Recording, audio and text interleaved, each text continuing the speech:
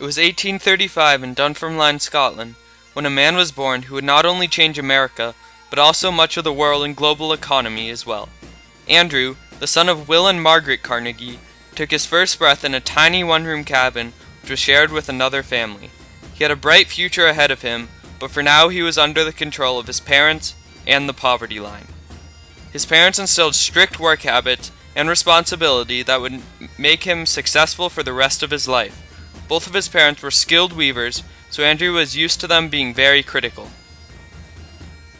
As Andrew grew up, Scotland struggled with a food crisis. Many immigrants fled, so crowded ships, such as this, were very common. The Carnegies also had to deal with the Industrial Revolution technology putting weavers out of business, so they decided it would be best to leave to the land of opportunity. Eventually, they found themselves in Allegheny, Pennsylvania, a poverty-stricken area near Pittsburgh. By this time, most of the early pioneers had already settled the West. California, the most western territory, had officially become a state. So now, it was just a matter of moving masses of people and keeping cities up with the demand. Carnegie had a knack for recognizing opportunity, so each of the companies he was involved in took full advantage of these issues. Both of Andrew's parents worked double jobs already, so in order to support his family, the boy picked up a job as a bobbin boy at the local textile mill. He earned only $1.20 per week, but this was not uncommon for children working at the time, such as these.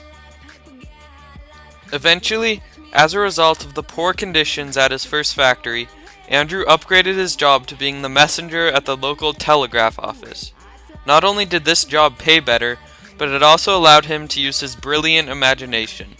Here's an image of Andrew with his younger brother Thomas in 1851. Slowly, Andrew's hard work paid off, and he worked his way up through the ranks of business. In 1853, after a short stint as a telegraph operator, he became assistant to Thomas Scott, the superintendent of Pennsylvania Railroad's Western Division. Andrew was an important part of helping communication between the East and booming West.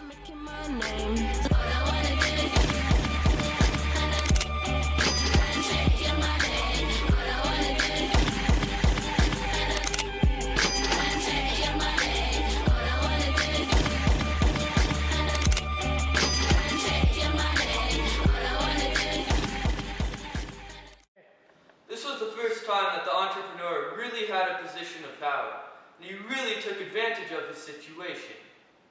Carnegie's hard work and supportive attitude shined down on those working for him and made him very, very likable. This is where Carnegie received his first experience with Western affairs and company leadership. Now the sole source of finance for his family, Andrew stayed with the Pennsylvania Railroad for 12 more years. During this time, he developed the ideas of keeping telegraph offices open 24 hours per day and burning wrecked trains to avoid delays, both of which were adopted nationally. He also made his first investment in a sleeping car company, which returned a substantial amount of money annually. In 1865, as he always had, Carnegie looked for a new opportunity. He saw the chance to expand in the Keystone Bridge Company. This company focused on building bridges, but also on providing materials for building construction. Carnegie sold $30 million in bonds, and made as much as $1 million in commissions. In 1870, Carnegie made the decision that steel was stronger than iron and would therefore replace it eventually. He built his first 2 blast furnaces in 1872 and experimented how he could cut the cost of converting iron into steel. Finally, in 1874, Keystone Bridge Company completed its prize, the Eads Bridge. This bridge still stands today, connects East and West St. Louis. The Missouri River had been one of the largest factors in preventing immigration west, so this bridge played a huge role in allowing mass migration. In 1875, Carnegie opened his first official steel plant. It was named after Edgar Thomson, the owner of the same railroad company which Carnegie had started his career with. Interestingly, the first order from the new factory was from the Pennsylvania Railroad Company.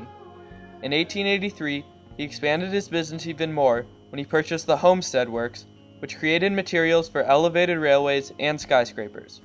Carnegie was now considered the dominant steel manufacturer in the country and supplied materials the transportation needed to move west and the materials needed for rapid urbanization. In 1887, during the peak of his career, Carnegie married the charming Louis Whitfield. By 1890, Carnegie was taking home $25 million per year, and his company had an annual profit of $40 million. He had made a magical journey from being a poor weaver's boy to being the wealthiest man alive at the time. In 1897, the couple had their daughter Margaret, and in the same year, they purchased a summer castle in Skibo, England. However, in 1901, he began feeling guilty from all of his wealth and decided to devote himself and his family to the world. J.P. Morgan, another rising entrepreneur, bought Carnegie Steel for $500 million and renamed it the U.S. Steel Corporation.